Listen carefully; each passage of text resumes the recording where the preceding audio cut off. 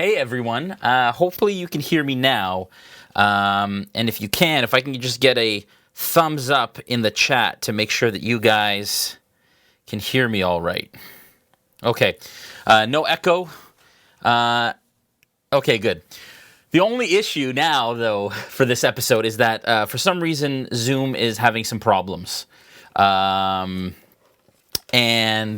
we're not going to be able to have Christina on for our call tonight. I don't know what's going on with that, but you are stuck with just me all night. I apologize. Welcome to another episode of Behind the Screen. This is your spoilerific opportunity to ask myself questions about our new Tides of Wildemount campaign, about Last Into the Mist, about RealmSmith in general. So make sure that you guys get all of your questions ready. You're going to write question in big caps and then your question after that, and we will jump in. We've already lost 15 minutes, so we have about 45 minutes left. But we'll make sure to get Christina on at a later date, hopefully next week, if we can figure out this echo thing. I have no idea why all of a sudden it's doing this. And thank you for the subscription. I appreciate it. Great premiere last night. A couple of quick announcements. We don't have any Sirenscape tonight because I had to switch over real quick and do some other things to make up for the issues that we were having. So I apologize for that. But we typically have some ambient music, so we want to say thank you to Sirenscape for being our main title sponsor for our Wildemount campaign. We love them very, very much. Also, of course, with our boxes, we have monthly adventure boxes that you can get sent to your doorstep. They are still shipping.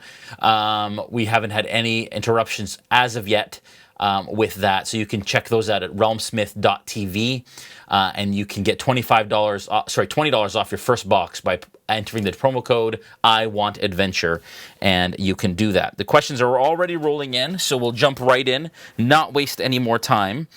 Let's go. Question: what is the biggest challenge running in a campaign setting like Wildemount, where player characters, the Mighty Nine, continue to influence the setting so readily?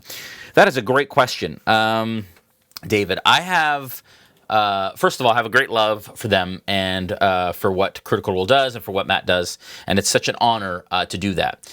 Right in the Wildemount book, it talks about the fact that not to worry about what the Mighty Nine are doing, and that we are creating our own canon by playing with this book. That said, though, I want to make sure that it's as accurate as possible so that it feels like everybody's living in the same world, especially if we get those characters involved next time. There was obviously a very fun little cameo in the premiere for those of you that were watching. It was a blast. And so, in that case, I want to make sure that we are honoring what's happening in there. We also have people on our team, including myself, who are watching Critical Role on a regular basis so that we can put those little Easter eggs in. The key for me is that I plan to just kind of, again, have Easter eggs come in and out of their narrative, but never necessarily affect their narrative and have their narrative totally affect our game. You'll understand how I'll do that moving forward into the adventure, but it has been a bit of a challenge to kind of decide, okay, well, what are we going to do, and how are we going to weave both of those stories kind of together. But yes, the biggest challenge I would say is making sure to dot all our I's and cross our T's. But I have a couple of guys on our writing staff, actually Josh and Julian are huge Critical Role fans, and so they help me to kind of keep it all straight. And the three of us kind of together sort of write that narrative as we go through and add those little Easter eggs in. So hopefully that answered your question. That was from David Bastiansen. Remember, if you have questions, big capital letters, but Coward Duck, you can absolutely ask Into the Mist questions. And Chris Estrad. So definitely ask those. Again, I'm not going to spoil anything that will happen in the future of the campaign, but I will absolutely give you kind of a behind-the-scenes look on what has happened up to this point. Question by Patron Drysdale, who is he? I'm not sure what you mean. Please clarify that for me, and I will answer that question. Farty McButterpants. Man, that reminds me of Falfer, actually. It was a bit of a Farty McButterpants. How much work did you have to put into creating the campaign? Is it plug and play, or did you need to put a bunch of work to set up this scene NPCs? So with Wildemount, the difference between Wildemount and Curse of Strahd is Curse of Strahd is an actual adventure book, campaign book, that runs you through the whole adventure. So it gives you front to back everything that you need to run the entire thing, including maps and plot points and story narratives and NPCs and everything that you need. Wildemount is just a campaign setting book. It's a guide to Wildemount to create your own adventure in Wildemount. We are playing the first adventure, which is called Tide of Retribution, written by James Hake, that is in the Explorer's Guide to Wildemount book. And so we are currently running that, and then after that, and that goes from like a level 1 to 3 for the players. After that, I will be writing the rest of the campaign. So based on what is in the book and what the book talks about and some of the characters and places that you can visit, which is fun. Haven't done that in a long time. I've always kind of run pre-created or pre-written adventures. So this will be an adventure for me, actually. Question: if Brandon had whipped out Driffles in the chapel and shouted, "The dawn cometh," would Strahd and the Spawn have burst into flame and died? Campaign over, everyone goes home dancing. Coward Duck, no. That wouldn't have happened because the Drift Globe casts the daylight spell, not the sunlight spell. Sunlight would have done radiant damage and it would have been very bad. Daylight, not so much. Daylight is just really bright light, so it wouldn't have affected them, actually. Which is interesting. So a little bit of knowledge there. David Bastiansen says, since you mentioned it, how does the writing process work for y'all? For me, I spread it out throughout my week. For Curse of Strahd, because it's an existing campaign, what I do is I read the book, I go into D&D Beyond, I actually cut and paste out of D&D Beyond, and I put it into a program called Trello. It's an agile board program that I can set up cards for characters and encounters and environments. And I've, in a previous episode, walked everyone through kind of how that looked and how that worked. Maybe I'll do it again in the future. But that's kind of what I did with that. And then I added my own little thing to it. This is going to be totally different. So I have a bit of a writing team. Like I said, Josh, Julian, and myself are going to start taking kind of Mondays to write future sessions and just make sure that we're all kind of together and are figuring it out. They're kind of my advisors, as it were, on the world. They know the world better than I do, and so I'm absorbing it now. I watched all of season 1. I'm not quite caught up on season 2, so it's just good to have multiple minds together. And then I'll take that information, that knowledge, and write that adventure bit by bit as I go. Right now, I have enough written for probably about the next 2 or 3 sessions, and so I want to get ahead of myself and be like a month ahead.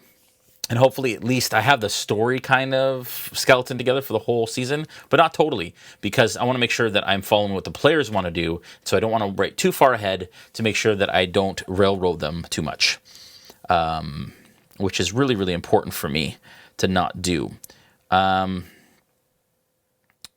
So many questions. I love this. This is great.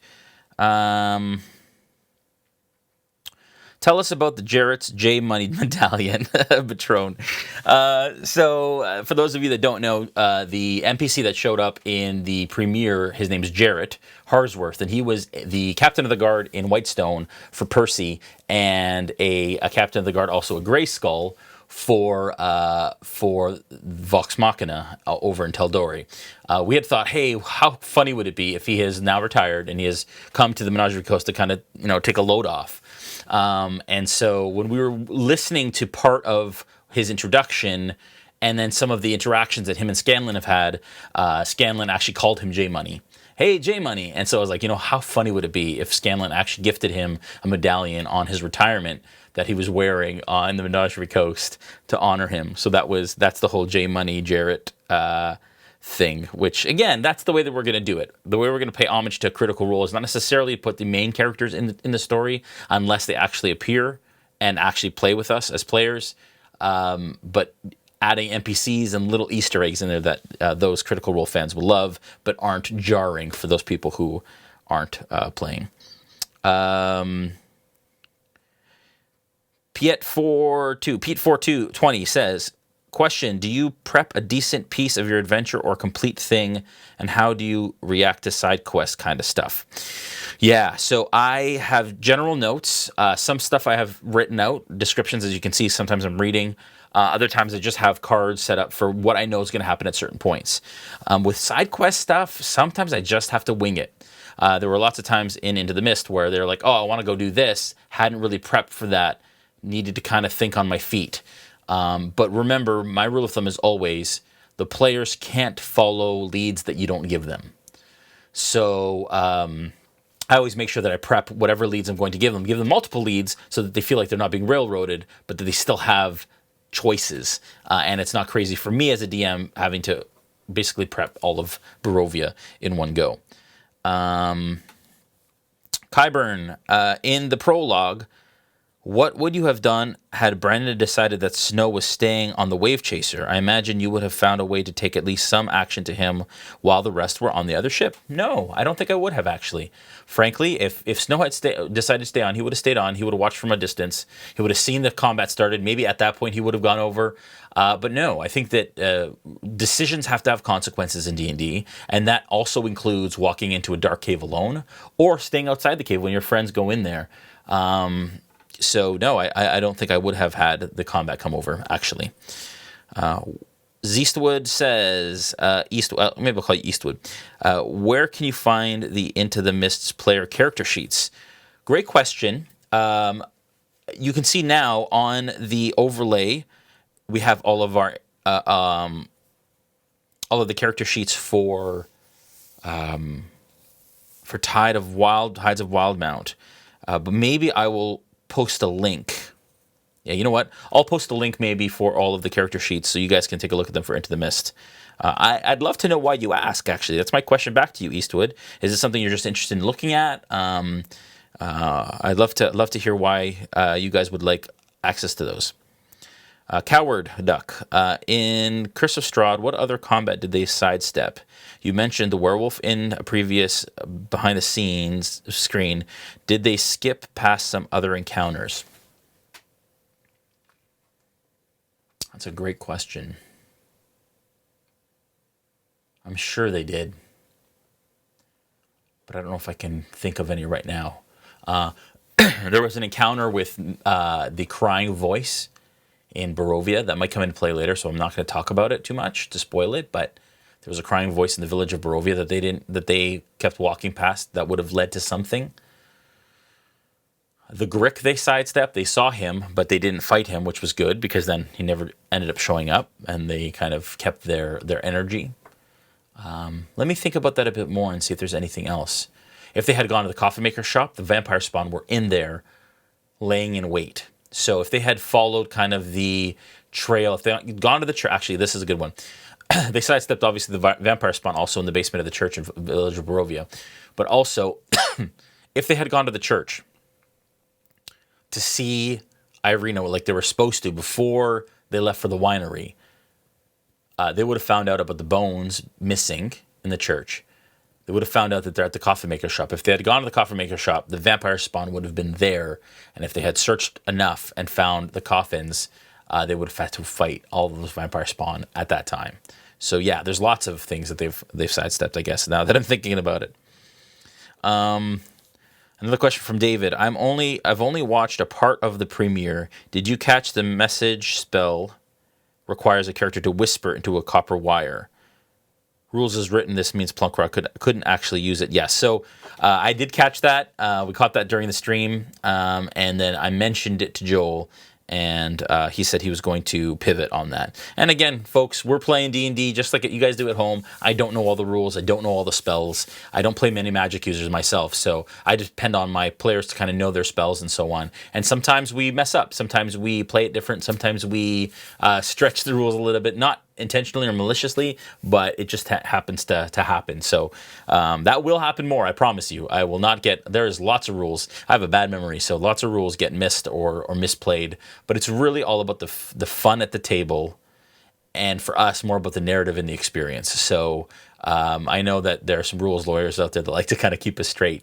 But we love for people to remind us. I love a comment like that, David, where you can kind of speak to us in this kind of scenario and be like, hey, did you catch that? I was like, oh yeah, I caught that. I love that. I love being held accountable that way. But some people get angry. I don't quite understand that. But yeah, that's we definitely caught that. But Tyrone says, why would Joel ask you about the population of Palmaflora? I don't know. I didn't ask him why he asked me. But now that reminds me, I need to ask him. Coward Duck, another question. In Curse of Strahd, was there a way out of the death house without making a double Dimitri smoothie? And is there any more to the story's resolution with the ghost kids? The double Dimitri smoothie, if he had rolled a high enough dexterity check or save, he would have gotten through it. Or if he had investigated a little longer, he could have potentially figured them out and moved through them. It was honestly his rolls that caused that problem. So yes, there was a way out without him getting, and it was just him rolling better than he did. And is there more of a story resolution? There is.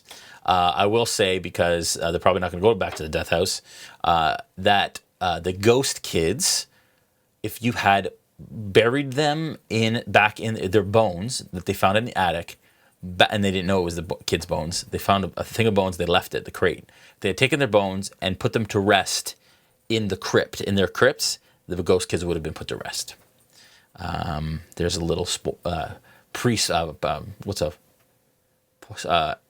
I don't know what we call it. It's not a pre-spoiler because we're spoiling it. But anyways, yeah, that's a little tidbit of knowledge for you guys.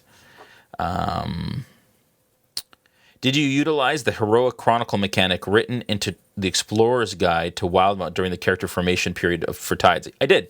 I didn't use it as much as my players did, but I absolutely suggested that the players use the guide to be able to add some backstory and some oomph to their player background. So yeah, I absolutely did that.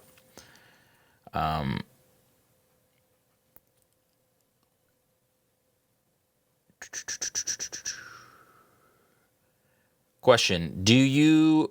And if I don't answer your question, you see I've gone past it, please post it again, or and I will. Do you and the cast play differently for RealmSmith games than you do personal private games? Does having an audience affect your decision making? We don't play private games. This is our private game. This is our home game, and we've just wanted to bring you guys into it, which is kind of the joy of doing what we do. But I do for this reason. A live stream is very different than a home game in the sense that we can't take a lot of time looking at rules. We have to keep in mind that there is an audience watching, and we want it to be entertaining. So as much as it is you guys sitting at our table and playing, and it wouldn't be totally different, there absolutely are, apart from just the technical issues that we've been having, there absolutely are kind of opportunities that we, for the sake of brevity, speed through or make a bit more interesting. And so, yeah, I would say that it is quite different. But the fun that we have and the way that we play wouldn't be different, I don't think. But it is a bit of a different beast. And conveying what we do at the table over into definitely plays, whether you want it to or not.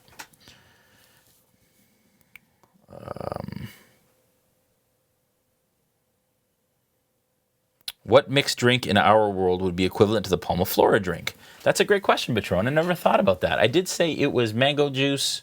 What did I say? Mango, some berries, and rum, probably. I'd say a coconut rum would be nice. That's I would say. It would be like a mango daiquiri, I think. That's what I say. But maybe not the slush, because they wouldn't be able to like mash it up. So maybe like a mango mojito. Making me thirsty.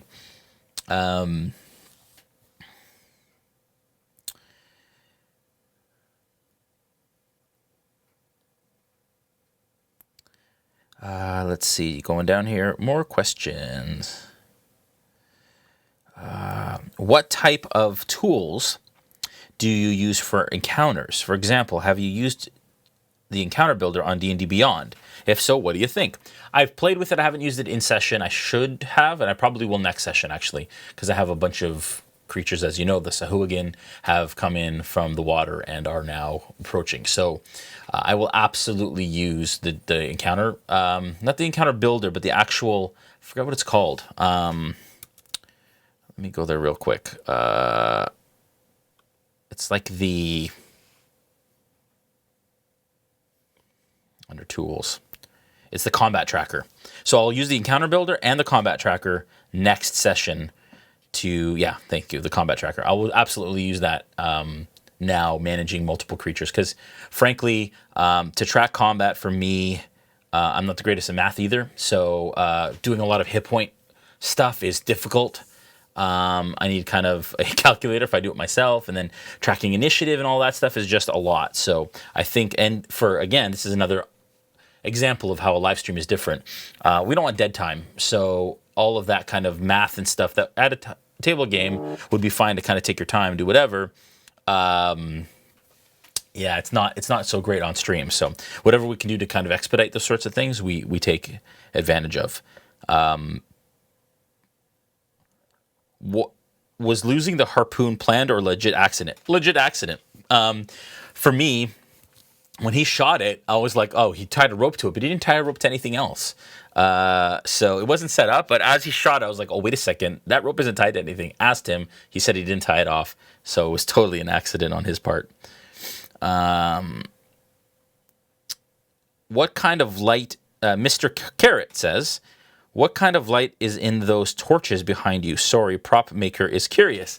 I love that, guys. Definitely ask questions about our set, about our props, about our minis, behind the scenes stuff. These are just LED bulbs that you can get on Amazon. They're called like fire bulbs or whatever. And some of them you can turn upside down and they still go the right way. But they're just a bunch of LEDs in here. And on camera, it diffuses it so you don't see the actual dots. But I can actually see the dots kind of animating here.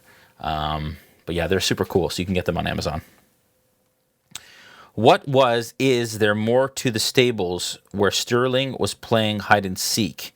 It seemed to get spooky and build to nothing. Was it just the kids playing around, or was there more? So for those of you who are familiar with, for those of you that are familiar with Curse of Strahd will know that the I can't give that away yet. That's a spoiler. Let me think. Was there more to it? There would have been if they searched more and found something that the ravens were protecting. That's all I'll say. So they did some searching, and Roan started to kind of dig through the hay. Didn't get a good enough investigation check. Didn't find something that was hidden in there. And if they had, the ravens wouldn't have liked that. And then stuff would ensue. So there was more to it, absolutely. Love these questions, guys. How do you get the potion bottle to light up when a sub is added? That's a great question. It's actually not working right now. But I'm going to answer that question as I go, set it up so that you guys can actually see it when somebody follows and when somebody subs. But what I do use is we use a program called Lumia. And Lumia allows us to interface with our Philips Hue lighting and interfaces directly with Twitch. There you go. So now it's working. I forgot to turn it on. So thanks for reminding me. But yeah, it's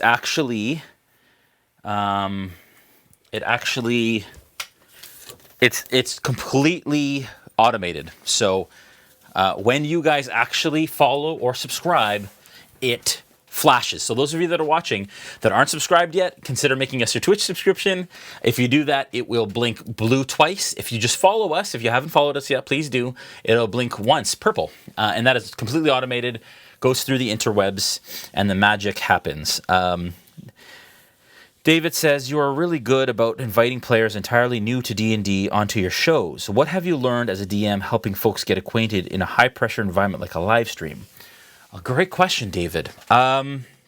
Frankly, like for me, I just it hasn't taken a lot. I love new players. I love when and I think I've said this before on the stream, but my favorite moment in any D&D campaign is when a new player clicks and thinks, I can do whatever I want. Like, instead of saying, can I do this? Can I do this? Like, no, I can reach out and punch this guy right now. There are consequences to that, but I can do whatever I want. So I take great joy in teaching new people. And I think, too, with a live stream, I think that, some people may think that you want a live stream to be polished and without any kinks. And clearly we're not.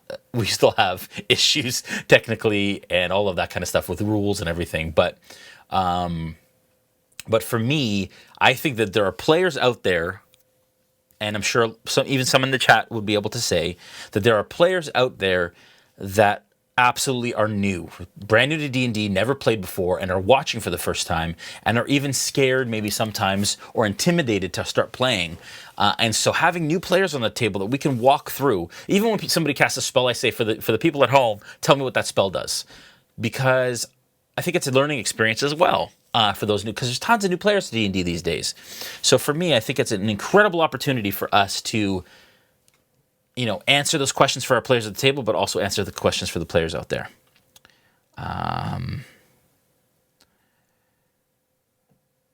So thank you, David, for saying that. Dish Pickle says, do you have a P.O. box yet? Set up because David and Mel need dice. I know they do. I know you guys have been asking for it. It's been crazy, and frankly, to set up a P.O. box is difficult during this kind of crisis situation where we're trying to kind of stay inside. But as soon as we can set that P.O. box up, I promise we will, and we will post what that P.O. box is. I know Dish Pickle has been trying to get us some stuff, so I appreciate that. That means so much to us, and it's kind of mind-blowing that you guys want to do those sorts of things. I mean, we already had last season, we had a Cali.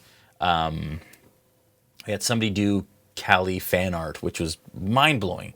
You guys are awesome. Amazing.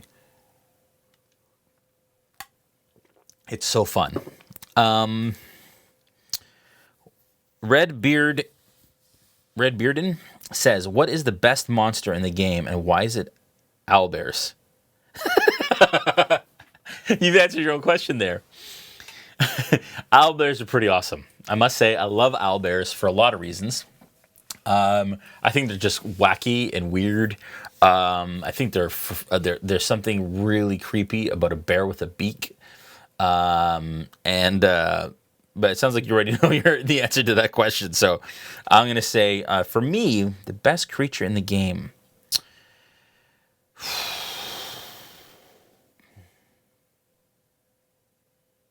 I don't know. That's a good question. I don't know, actually. That's really tough because there's so many wonderful creatures. Beholder's terrifying, but that's an easy one. My favorite creature, I think, in the Curse of Strahd campaign so far, I'd have to say was the Revenant. There's something cool about the Revenant. The fact that it's not totally evil, it's just on a mission. And it's sentient. Love that. Shambling Mound's really cool. Yeah. What kind of ale are you drinking there, buddy? I'm not. Actually, I am drinking ale. It's called ginger ale, as a good Canadian does. No, this is ginger ale. It really is. It's ginger ale. Cheers. And Melanie bought me this for my birthday one year. On the bottom, it says, see if you can see it. It says, "Trust me, I'm a DM." Which is quite funny, but she surprised me that for my birthday one year.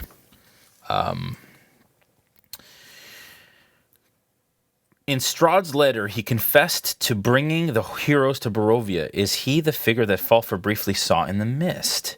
Good question. Maybe he was. Maybe he wasn't. I'm going to say he was. Yeah. I mean, Strahd controls everything, right? He knows all. He sees all that happens in Barovia, or most. And so that's a good question. David says, what were you thinking when Melanie began reading her extensive backstory in Curse of Strahd? I thought it was really neat that she seemed to get it and wanted to give insight. I loved it. She'd been preparing that for weeks and ready to say it. and she was waiting for the right moment. And I just love that it was this long story just to give a punchline at the end. That's a dated punchline, so some the older folks would get it. And I think it was awesome. It was really, really great, and that was a really great moment.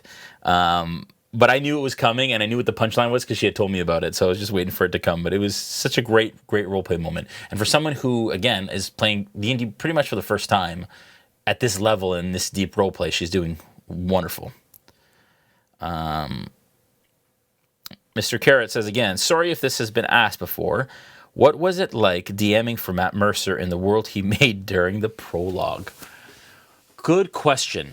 Not that bad. I thought it would be more daunting and I'd be more nervous than I was, but it wasn't bad at all. I wasn't nervous. It's because of the type of guy he is. He's such a giving, caring, nice, kind of salt of the earth kind of person that I knew there was no judgment, and I knew that he was just enjoying playing for the first time in his own world DM'd by somebody else. And the fact that I was that person is insanity to me. But it was a pleasure and an honor, and I can't tell you how many feels. I got all the feels that session, just DMing him and everyone else that was playing. Really, really wonderful. Really awesome. What I will say is that somebody who played in that prologue will be back on Monday to play with us again. I can't tell you who yet. We'll announce it this week, but you guys heard it here first, that one of the crew members who was played by somebody in the prologue will be back, and not Joel or Brandon.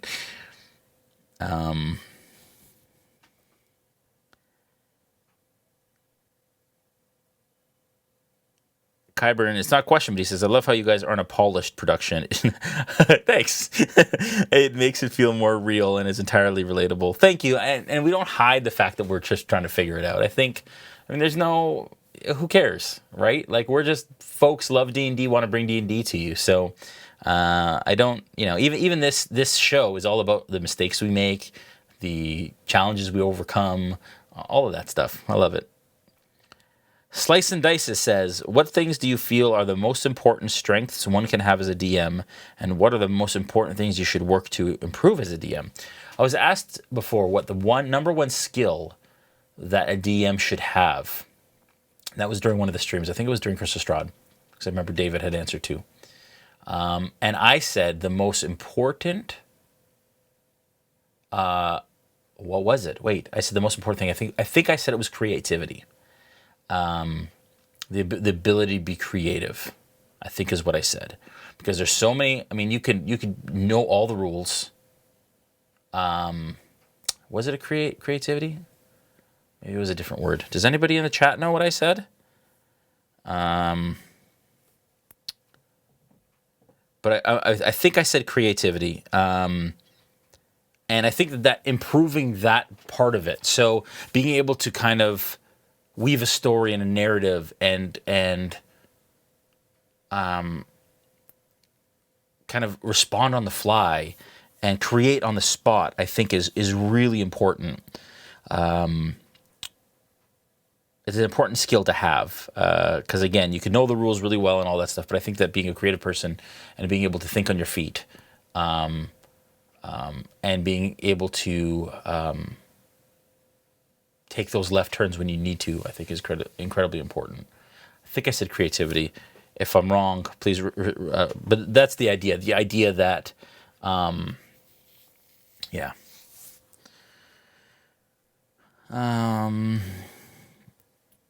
What was the toughest encounter you've experienced as a player, and what's the toughest you've dropped on players as a DM? The toughest encounter is by far the Strahd and Vampire Spawn encounter. That was crazy. The toughest encounter that I ever played was definitely when our party, I was playing Crichton in our Order of Dragon's Bane campaign, which you can see on YouTube, and whatever episodes are missing on YouTube are still on Facebook, and we need to get those over. But it was when we fought Tiamat. Tiamat came into our plane, and then we were transported to another plane because of her. That was insane. I've never been so afraid as a character and as a player for my character as I was in that. But yeah, dropping 6 Vampire Spawn and Strahd on my 3rd level party, I don't think they were 4th level yet at that point, was pretty insane. And obviously an epic encounter.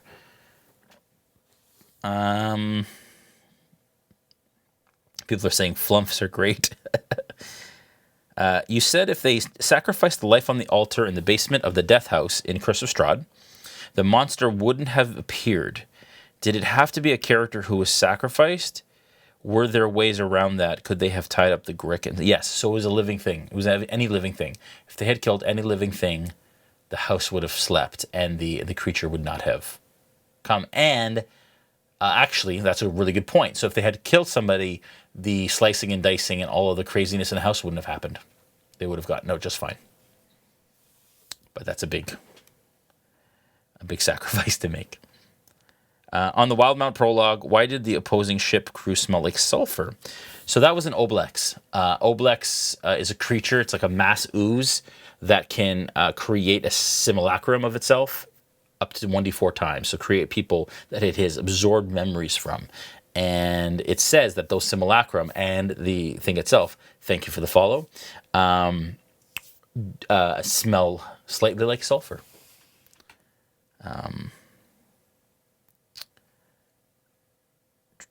What was the greatest technical hurdle setting up your stream even before the quarantine? Oh gosh, internet speed by far. So we've been pretty solid until recently when we tried to switch over now to Zoom. We've been really solid technically. When we first started, if you watch some of our earlier streams, like internet was a huge problem. Bandwidth was a huge problem. And then I moved somewhere where internet was way better and now we're okay. That was the biggest one. And then just like upgrading gear. Like we used to use phones for cameras and now we have Blackmagic cameras and things like that. But yeah, internet was the biggest hurdle for sure. There was obviously a link between the 13 relics in the death house basement and the chanting. No, there wasn't. Those relics were just relics that were collected by the cult, and the idea was just to give it more, thank you for the follow, it was just to give the cult an actual cult status and let people know, okay, this is a cult. How long before you start asking the party for Constitution saving throws on Fulfer's puns? That's a good question. We'll find out when we come back for season 2. Are you going to add extra figure emotes to Twitch? Yes, I am, Pete, for sure. We were waiting, actually. We had fit the most that we could, and now we'll start to add some more. Probably some more for Tides. In Curse of Strahd, is there much the party can do with the living core of the basement monster? Okay, so for those of you, this is a spoiler, but you can find this in the monster manual. The life root, I think it's called the life root of this shambling mound, they kept because they rolled high in the perception check and could tell that it was kind of twitching and still alive. It feigns death, but the root is what creates the mound. So if they were to leave the root somewhere, it would start to build trash and plant matter again and grow again into a shambling mound. So the shambling mound isn't dead. Players don't know that. Good. I think I'm all caught up on questions right now. Before I go, guys, there's 8 minutes left or so in this session. Just want to... So we've been playing with the idea of, again, making this... these streams more... Shade Star's asking when we have more audience participation. We want to work on making these streams more interactive.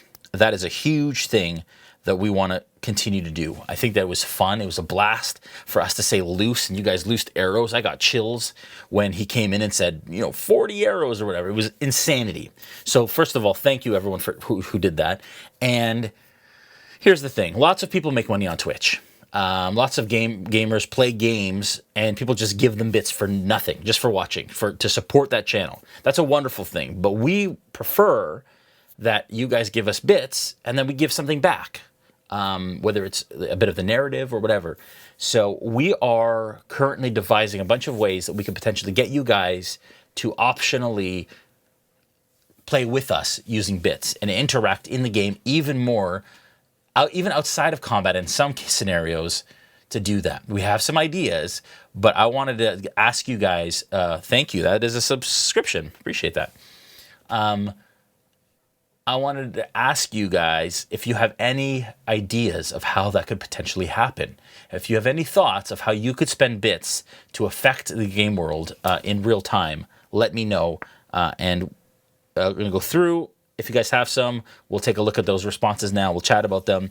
I'll answer a couple more questions and then we're off. But I did want to ask you folks for some feedback on what you would do or what you would want to do with your bits in our game. Patron says, when Plunkrock was cheating at the craps table, how long would you have allowed that? As long as he rolled well. I mean, again, it's not me allowing it. If the spell allows him to do it, and it did, and he rolled a really good sleight of hand roll to do it at the right time. As soon as he didn't roll a sleight of hand check that was under the perception of the dealer that was watching, then the gig would have been up. But for me, I'm not here to kind of like penalize the characters. I'm here to create a fun narrative and allow them to be awesome. And that's the point, right? Adventures are supposed to be awesome and heroic, and that's my point. So that was his moment to kind of be like, do something really, really cool.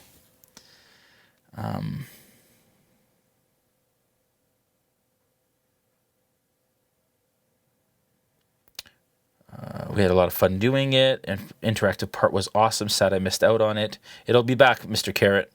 Write them down and ask next week. Yes. So guys, if you think about more ideas during the week, you can bring them up next week in behind the scene. Did you ever get a final arrow count? I don't have that yet, Shadestar, but we are going to find out. Actually, I do.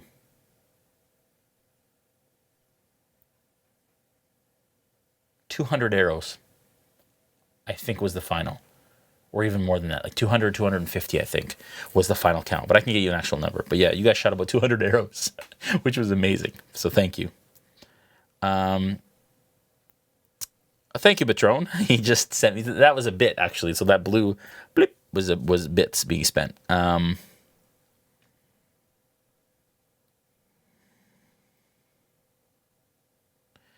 It was awesome to have the characters respond to us in the last session. I realize it's tough to play and watch the stream, but that was cool.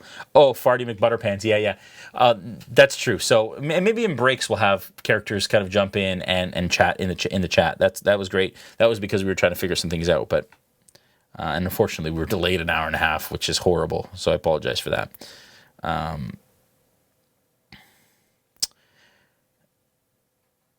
Yeah, you can let them fire the cannons from the ship. That's a great idea for bits, if there are cannons. Yeah. How long are you looking to stay in the Wildemount campaign? 03 Dum Dum. 03 Dum Dum. We are looking to stay in the campaign for 12 episodes. So we're gonna do 12 episodes of Wildemount. Then we're maybe gonna take like a week or two off for summer just to give the guys a break, and then we'll be back to Curse of Strahd until Halloween. What would have happened if the militia hadn't stopped the zombies so effectively?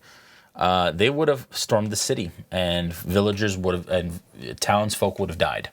So you guys did an incredible job of holding them off, because they would have gotten to the gates, they would have started to pound, they would have come in, and they would have started to kill people. So thank you for doing that, folks. That's amazing. Will you be raising money for any cause this season? Yes, Outlaw. We're looking to bring Extra Life back again. We're just trying to figure it out. We wanted to get through the premiere and then start to integrate some of these other things that we've been doing all along. How do you determine the reaction of the NPC? Do you roll a die, use a chart, or decide based on your feeling? I don't do charts, really. I either do dice or feeling. So, and that's Farty McButterpants again. I just like saying your name. So I very, very often roll against the PCs when it comes to NPCs. Perception, insight,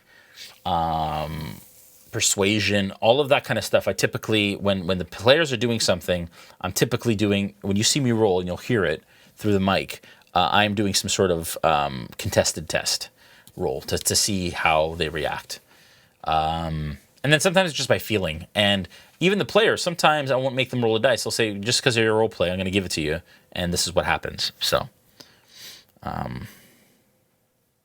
does anyone remember my last question from last night? I can't remember, and it's driving me nuts, Glenix says.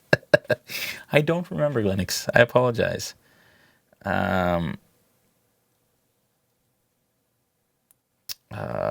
Question: what minis do you use for the blights in the winery? Those were dryads from Games Workshop, Warhammer Fantasy, old Warhammer Fantasy minis, dryads. Last one, I swear, guys, I love it. Keep asking them. How big is your terrain setup? Meaning, so this terrain setup is the whole table. It's probably like 2.5 feet by 4 feet, this island. I'm not sure if you mean like in all or right now, but there are photos on our Instagram. You can check out us out on all the socials. That's an opportunity for me to say this, at RealmSmith TV. So if you go to Instagram, RealmSmith TV, you can see the photos of the terrain. I'm going to be posting more now that we're kind of already playing in that area on the stream. How big is the mini storage space? I have a lot of, so this whole wall behind the curtains that you guys see on the stream is shelves with Tupperware bins of minis and terrain. It's a lot. It's a lot. It's wonderful. It's a great problem to have. So very thankful and blessed to have partners like Dwarven Forge and WizKids to send us all this stuff. But it's a lot.